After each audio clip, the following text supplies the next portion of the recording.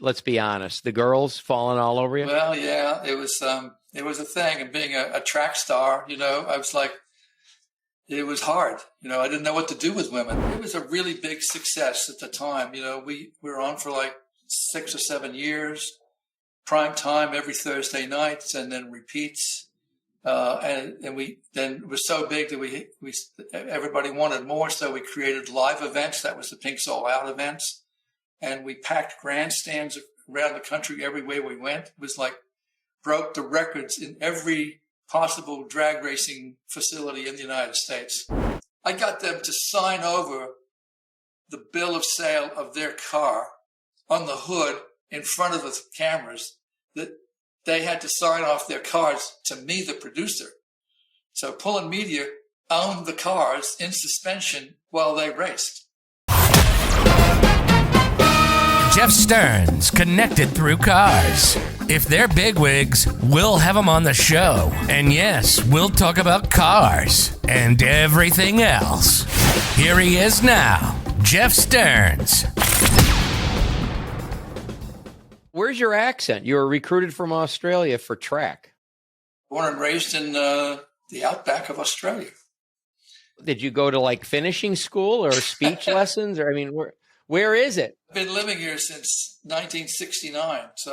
And a lot of it in Texas, actually. I graduated from University of Texas in film school and stuck around and just liked it, I took my Australian accent and kind of twisted it around a bit, Oh, okay. Okay. And when do you still talk to family back home? Oh, all the time, yeah. Now it's really easy to do, on things like this. We do. And does the accent come out when you're talking to them? Absolutely, yeah. I just change channels. Oh, that's great. That's great. Yeah.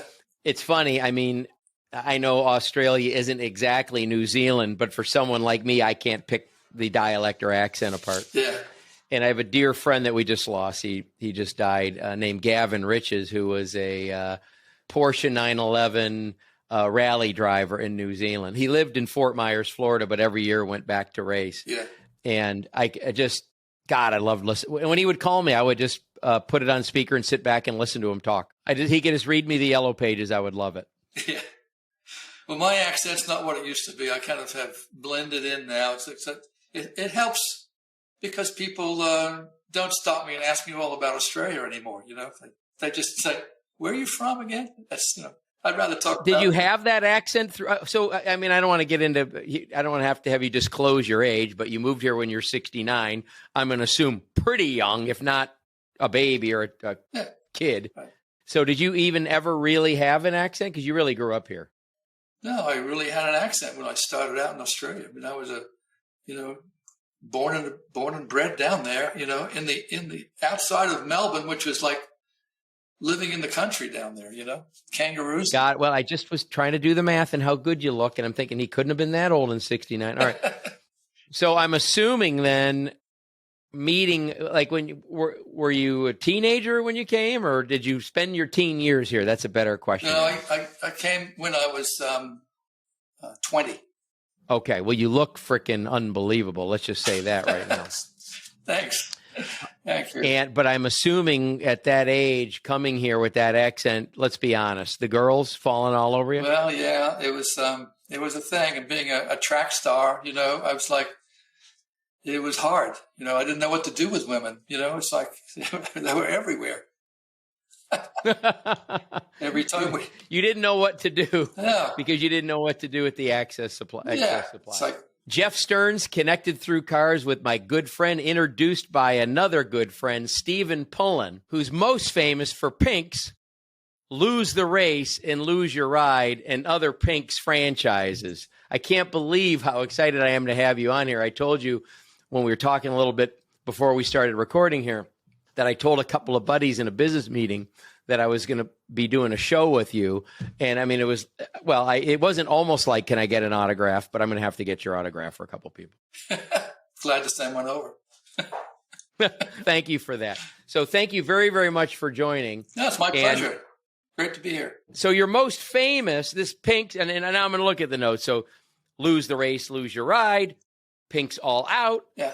all outtakes, Yeah. and there was a total of 129 episodes. And is this what you're most famous for, or Well, it was a what really you big call your biggest? Yeah, I think it was a really big success at the time. You know, we were on for like 6 or 7 years, prime time every Thursday nights, and then repeats.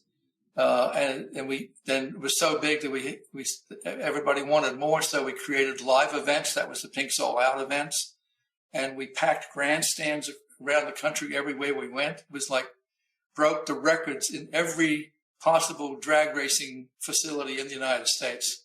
Been down to Florida several times and broke the records there. It was a great time. It was a good rush, you know, and fun to be doing that for so long. You know, you get used to it, build a whole crew of people, about 60 people, and we traveled around the country and, you know, made some money. It was good, and made a lot of people good in their careers too. You know, I got people who have elevated themselves up to producers and directors out of the ranks of the crew. So it was just a wonderful time. And that was, you know, you catch on to something like that and it just takes off like a rocket, and you sort of go with the flow. And what happened was the network ended. We could have kept going for years, actually, you know, because we had such a brand. But the network, you know, Fox had Speed Channel, and they weren't making hundreds of millions, you know, they were making tens of millions. And so that wasn't enough for them. And streaming was about to take place, and breakup of cable was about to take place. And they just said, you know, we love you. Your TV show is making us, you know. I kept that network alive, they say. I mean, I wasn't privy to all of their accounting, but I know we did well. And they actually grossed to Fox about $100 million over the course of that series. So they did pretty well. So whether you were the one keeping them alive or not, it didn't hurt. Didn't hurt, no. So they did well with it, and I did well career-wise, you know, as here we are. You know, you'd heard about me. So well, I thought you were going to say because you finally made it to the Jeff Stearns podcast. That too. The pinnacle. So I'm curious because Speed Channel ceased. Yeah. To be. They switched it off. Boom. And Pink's was a definite well-known franchise. Yeah. I mean, here it is. How long has it been? 10 years? Yeah. And it's still like you could have told me 3-4 years ago and I would have believed you. It doesn't feel like it's that far gone. Yeah. I'm surprised someone else didn't pick you up, or was that a good segue for you to end it? What was? Well, you know, the way it works is that other networks like Discovery Channel decided that looks like a good idea. Why don't we do that, you know? And they came up with this thing called Street Outlaws, which was a different twist. Oklahoma, on the same thing. very familiar. And they flew with that, and they didn't need me to produce that for them. They have lots of producers, and a lot of other networks do too. So, and I was kind of glad. I wanted to change. I wanted to do some different things anyway. You know, I'm a producer first. I'm a car guy second, but produce first. You know, and I wanted to do some more. And so Grudge Race came up. There were a lot of people who wanted me to do something else. I couldn't do Pink's because I did not own the underlying copyright to Pink's. Fox owned that. You know, you can't tread on their thing. In fact, I was just amazed that they didn't rerun all of those episodes. They never did. And I had all of those episodes in my garage, and they never asked me for them. So just completely died, which, you know, the audience, I had people campaigning to keep it on the air, and it didn't do any good. So that's big networks for you. You know, big corporations need hundreds of millions. They don't need any millions. And I just heard your accent, Stephen. It just died. It died. I heard it. Oh, you're not fully polished out. I'm not polished out, no, in every way. From one colony to another colony. You just can't stay off the colony. Right. So it's interesting. You're right. So when you were doing the show Pink's and didn't get picked up by another network, or I think Discovery, right? Hang on. Did Street Outlaws, right? Yeah. And Street Outlaws are the fellas in Oklahoma, if I'm not mistaken. That's are right. you familiar, or do you try to block it out? No, that's it. I know. Okay. That's what it was. I like the show, not as much as yours. Let's be honest. I think it could use a little better production. Yeah. So you could just tell it's an amateur. But really, I mean, unless you patent it or copywritten, which how could you, the concept of street racing, they did something called R&D on you, which is rip and distribute. Yep, they did. They took your idea and it makes sense and this stuff works. Now, was there an you could be honest here, was there an inspirational show that you got the idea from on Pinks? Well, Grudge Race. I mean, Grudge Race is a drag racing show, and it's two guys come to a track and they have a grudge between each other, and they race best 2 out of 3. And the loser, he gets his car all beat up and has things taken out of the car and parts removed and things like that. So we took a lot of the similar things about Pinks, except lose the race, lose your car, you know? So that went okay. Right, but Grudge Race was subsequent to Pinks. It was after Pinks. Yeah, that's right. Were you inspired by any show to come up with Pinks? No, you know, that's a good question. Pinks was like one of about 20 ideas of shows that we had at the time. And I had a friend of mine working with me in an agency, and he was doing the same thing, coming up with ideas. And it was a one-line idea, you know, race for pink slips, you know, which is the title to your car, right? And right. We'll call it Pinks, lose the race, lose your right. You know, that was it. And that was the one that stuck. And so the story on that is that the network thought I would never be able to produce a show like that, that it wasn't possible to make a TV show because I couldn't get people to actually lose their cars. And to be on network, you had to have that happen. So how are you going to do this? You know, and I said, well, I know how to do that. I could figure that out. And so just give me some money and I'll go away and show you. So they gave me $100,000. Here's $100,000. Go away and make 4 episodes, and we'll believe you if you can do it. And they was that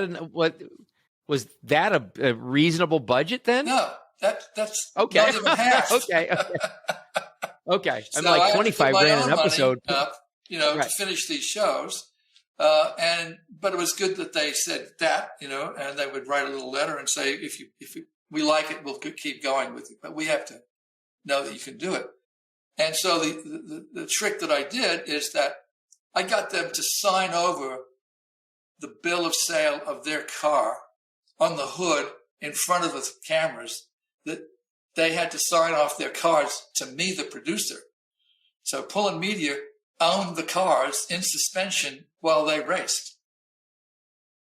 And then after the show, you know, I handed 2 of those to the winner.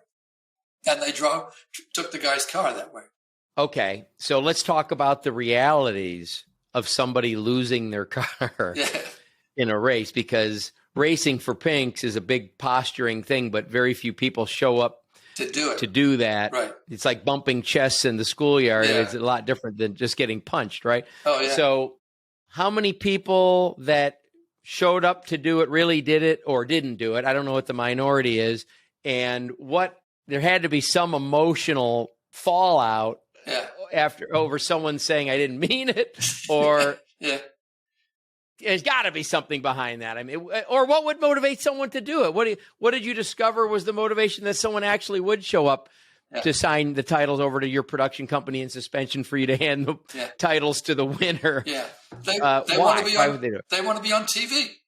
I mean, that's it. Being on TV and being famous, almost famous, was a bigger thing than having a car. And then many guys owned shops. So we would source all these episodes out of shops. You know, go into a town and you find an automotive shop where a bunch of guys are working on cars. And those guys can put together a car, you know, a car that works and go fast and race that. And I say, okay, you know, if you want to give that up, you're going to sign it over to me. That's all, you know. And we got a lot of them that way. We got a lot of good cars too that were signed over, but it was legit, had to be legit. I had to show the network that the documents were there. So that's the way it happened. And then it just got bigger and bigger. But then we got tired of tracking those things down, frankly. You know, we did about 60 episodes or something, or 50 that way. And then we converted over to Pink's All Out, which is kind of like Pink's on steroids. So you didn't have to lose your car in Pink's All Out. You just had to show up and win a slot in the final round. So we had hundreds of cars show up in the morning at those events, like 100, 200, 500 cars would show up in the morning at those events. We would show up and fill the grandstands, and we'd select them according to they would just do runs to time themselves out, give us your best time. So there'd be 10 5 cars, 10 9 cars, 12-second cars, and we put them into groups, and we'd pick a group randomly. We would pick a group and say, okay, the 9 5 cars, if you had that many, are the ones who are going to race for the winning trophy in this event today. And people love that. They didn't really care. And none of this resulted in anyone losing their car at the end of it. Nobody lost their car at all. It was just an elimination. Till a yeah. champion. Okay, I'm going to try to back you up a little bit. Is there any story, Stephen, that you could share with us about the original Pinks, Lose the Race, Lose Your Ride, where emotions flared because they were losing their car? Like they showed up, like, I'm all in on that. Or was everyone a big boy about it every time? No, there was a lot of people who flinched at the end, and that they didn't want to be called out on live television, and so you really put it to them. They didn't want to see this happen because they put so much love into these cars, and it was their baby. And then here you are, the other guy's driving it away, and but that's the show, it's like, it's the show right there. Were there any physical altercations or anything where you had to get security involved to pull the guys back from each other? No, I don't think so. But it was, they would talk about cheating, and you were jumping the gun, and you were doing this and all that sort of stuff. We have to prove it out, and that'd be part of the show too, having to prove those things out to make it as legit as possible. But we've had all kinds of stuff happen. People had a flat tire, had to change the tire. All right, we'll give them, we had a system where we would give them car lengths. And so you sort of negotiate, car lengths, put my hands up. So be back a bit, or back 2 lengths, or back 3 lengths, or whatever it was. If it gets to be, 8 lengths, it's too much, and a quarter mile. Right. So we had to calibrate that a lot to get it to play out. But that's just producing, figure out, you got everybody there, and you got your cast is there, and people are waiting. You got to figure out something. This has been Jeff Stearns, Connected Through Cars.